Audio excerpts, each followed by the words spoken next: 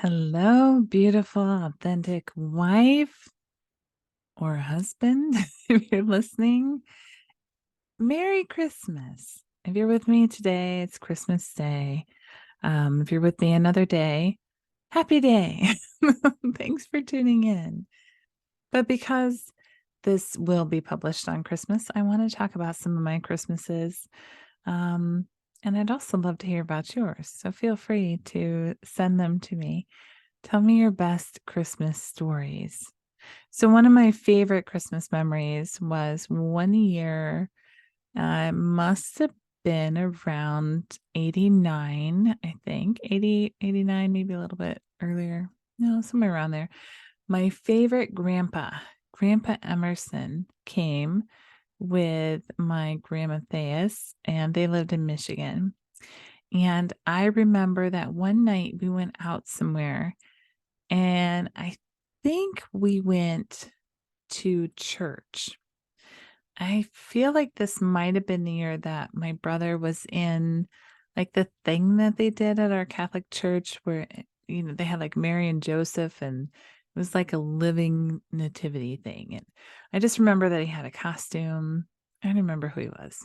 But anyway, we had come back from somewhere, and I could have sworn it's interesting because 'cause I'm not actually sure if I heard them or if I was convinced that I heard them, but I could have sworn that I heard sleigh bells, and my grandpa was looking up at the sky with me, and he's like, "Oh, I just heard the sleigh bells.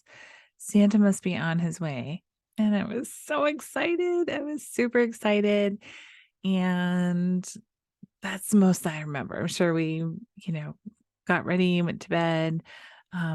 Christmas morning was always magical in my house. Before the divorce, we got lots of wonderful presents. My mom's really good at buying gifts. She always got us things that um, maybe we didn't necessarily want or ask for. Like she would kind of avoid the trendy toys and stuff, but not always. Because like we had a Teddy Ruxpin, and I had a Cricket doll who you'd put a tape in the back and she talked too. That was one of my favorite gifts. Another favorite was when she bought me like colored modeling wax, like these little pieces of wax. I always thought that was really cool. And when my daughter was born and very little, I got her some too. And she was not nearly as impressed. And I think it ended up all over our house. But Christmas was always a pretty good time. And then if family didn't come down from Michigan, we would go up to Michigan, and then I'd get to go to my grandma Inez's house, and she had the best chocolate chip cookies that I have ever had or probably will ever have in my lifetime. And I have asked my family if they have the recipe, and they sent me just like the Toll House recipe. So I'm not sure if she doctored it up a little bit or if it was because she froze her cookies or something. Oh, something in them made them so good. They were like the perfect amount of like saltiness, and they weren't too sweet, and they were chewy and just delicious. I don't know. But she would bring out, when we'd go visit her, she'd bring out like this smorgasbord of cookies. So many cookies. She made every type, and she always kept them, like, I think frozen, if not in her basement. She had, a Michigan basement, which is just like the block walls and stuff. And this woman had basically a grocery store in her basement, which they had a big family, I think 6 kids. So I'm assuming that this was how she managed to feed them all. She canned a lot of things, maybe bought in bulk, cooked a lot. I don't know. But that basement was like a grocery store. Like you'd go up and down aisles, and there'd be cans and chips and all the things. So anyway, she'd go out the kitchen door and out into like this mudroom area, and then down into the basement, and she'd emerge with all this Tupperware. Like she did the Tupperware thing. She had all this Tupperware cookies, and it was so delicious and good. And I just loved it. And then I remember in their living room, one of my favorite memories, I don't know why, is that in their living room they had a picture of each of their children. And then next to it, like a picture of their children, but like their families, and then other pictures of like the grandkids or whatever. So they have this big like triangle shaped thing on the wood paneling with all these kids and their families. And it always made me feel special. Like there we were on the wall. And if I ever forgot who these people were, I could look at the picture and that would help me remember, like, who's this person? No, it's cousin so and so, and that. And it was always, the smaller house, but there were so many people, and I didn't really care for a lot of people, but in the sense of it was just overwhelming. But it was always fun there, and she was always cooking. I don't think my grandma ever left the stove. Like she lived to cook. But then she'd come out and she'd have nice perfume on. And she worked at a little drugstore in their tiny little town in Bangor, Michigan. And she was just nice and fun. And my grandpa would come in and get in his recliner and just like pass out. That's all I remember about him is he was fun, but whatever he did, he worked really hard outside and he always smelled like he worked hard, like he'd been in a shop all day and he smelled like whatever a shop smells like. And he'd come in and I don't know if he took a shower or whatever, but then he'd lay in the chair and then he'd pass out and just be sound asleep. But it was always fun to go there. But then it was traumatic to go to the other grandpa who I like, Grandpa Emerson's house, because then my uncle Pete would show up and he would steal my shoes. Didn't matter where I put my shoes, he would take them and I'd be so upset. And now I know, like, hey, it's a boundary violation. This jerk took my shoes. And they would be laughing and think it was so funny. And like, no, I hate this. This guy I see like once a year comes and takes my shoes and I hate it. So that part was not so fun, but our little Christmas there was all right. So childhood Christmas was fun. And then my parents divorced, and I remember I think it was the very first year, my dad ended up coming back during the day for Christmas, and he brought this, like that corn casserole with jalapenos in it. And I think he might have brought some gifts or something, but it was like during the day, and it was all very awkward. And it was made even more awkward by the fact that both of them kept saying to us, this doesn't mean we're getting back together. He's just here for Christmas.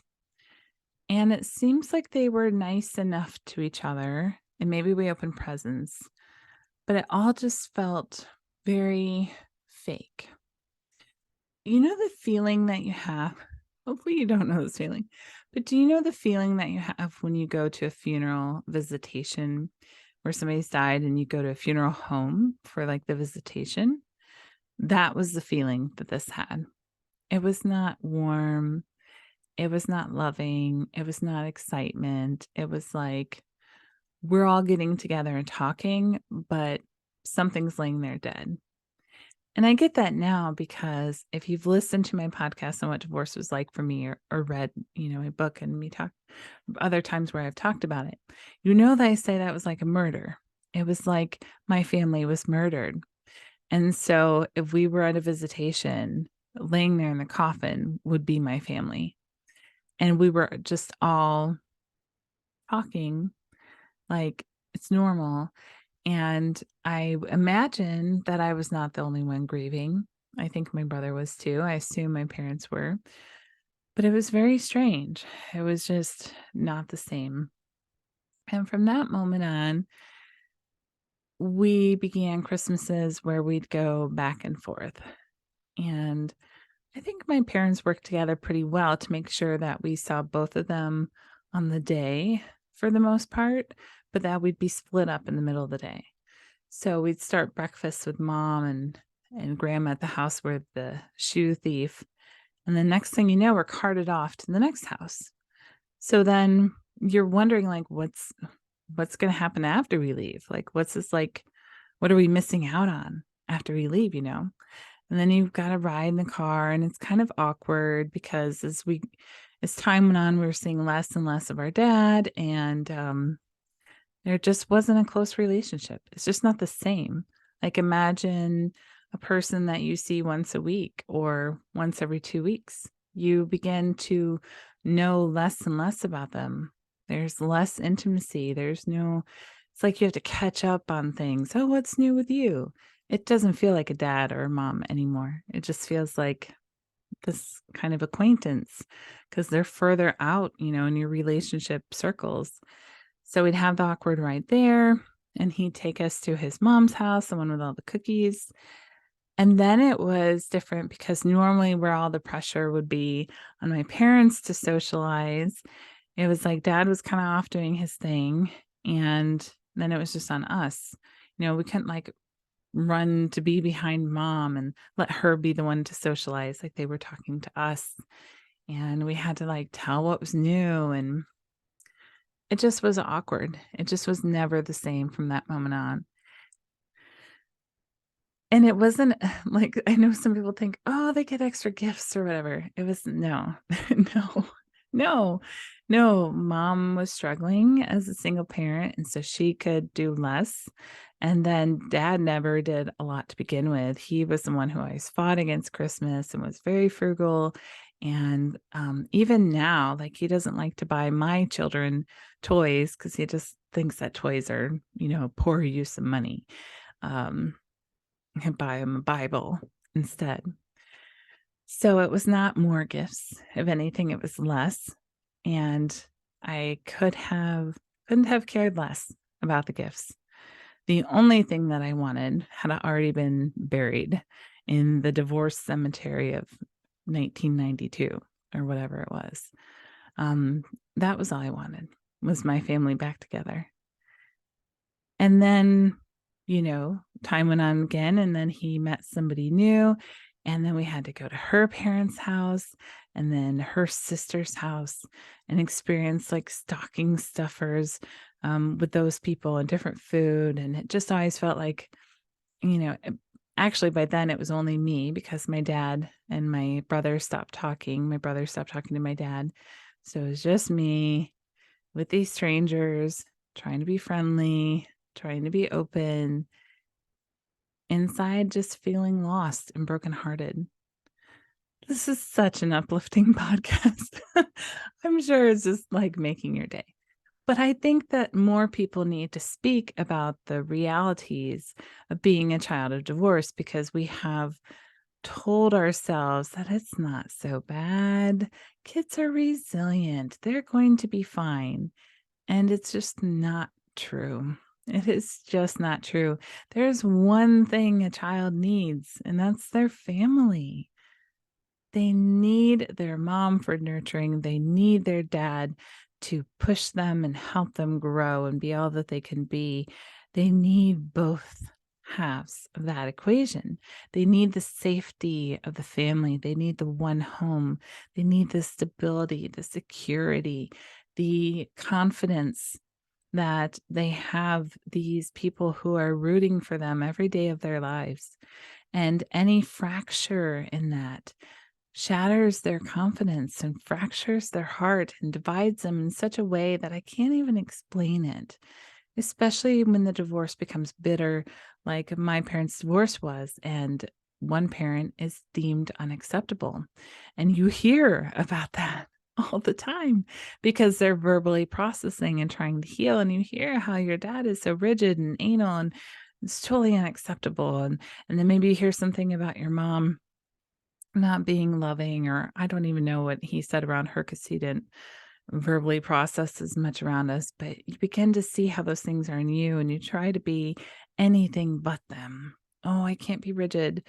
I can't be rigid like dad, and I can't be spontaneous like mom. Both of those things are bad. So what do I be? Like, who's it safe to be? Which one is lovable? And the families, they try not to, but they take sides against each other a little bit. And that's awkward. And dad shows up and everybody's freaking out because nobody wants to see him or talk to him or be near him. So you're just kind of booted out the door. Go have fun. See you when you get back. And when you come home, you're a traitor because you went with the enemy. And I know that's not the case in every divorce, but it happens to some extent. So I just want to make sure that we're not in denial about how serious murdering a family, sorry to be dramatic, but it is, how serious bringing a family to an end is. We know that divorce is an ACE or an adverse childhood experience. We know that it is damaging. And I want to say, if you're listening to this and you're divorced, I'm not at all in any way trying to make you feel bad. I know that maybe you had no choice in it. I know that maybe you had to do it to keep your children safe. I know that everyone is different. But for the people like my parents who could have made it work, but narcissism on both ends and failure to grow on both ends is what let them decide it was done. For those people, you need to remember to know, to hear, yes, it is very consequential for your children and for you.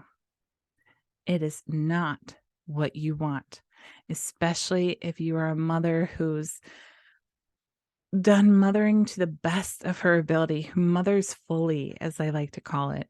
If you are somebody who's just born to be a mother and it's everything to you to raise healthy children, and you homeschool or you buy all the books or you take them in classes and you're so invested in who these children are becoming, divorce is not for you. Not for you. You are going to regret that decision. And if you're the man out there listening who thinks, I'm just not loved anymore, I'm just not appreciated, I just don't have enough sex, she looks more fun, I'm going to go with this new fling that I see at work. No, no, no. Take the eyes off the inside. Realize that the pain you feel is something that you need to heal.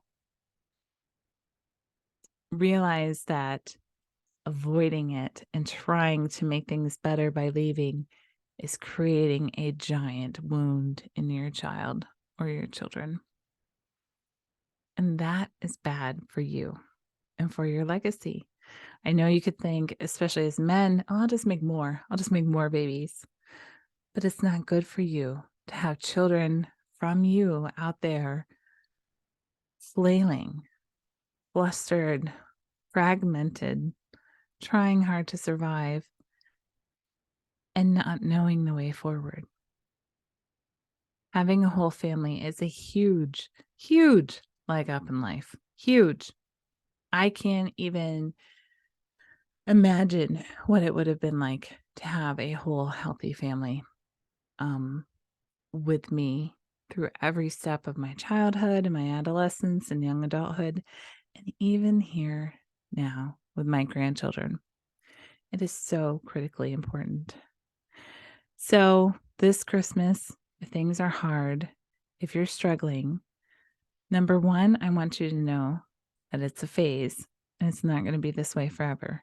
Number two, I want you to know that it is here for you to grow and expand and become more authentic and become more of who you are.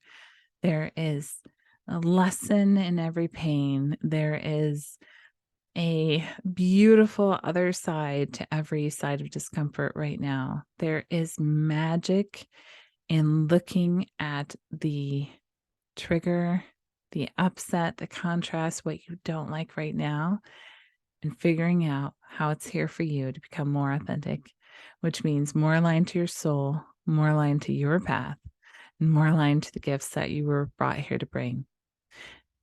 And part of those gifts are what you give to your children. Authenticity is inherited. When you grow, you give your children a beautiful, magical gift to be the wholeness of who they are, true to themselves, here to give the world the gifts that they came here to give them. It's the most beautiful gift you could ever give them, Christmas or otherwise. It's the most generous, thoughtful thing you could do to learn how to heal yourself and grow. I hope that you have a very merry, happy day, no matter when you're listening to this. And if you have any questions for me, I'm always here. My Happily Ever After program, which is 6 months, takes you from where you are now to authenticity, takes you from unhealed to healed, from fractured to whole.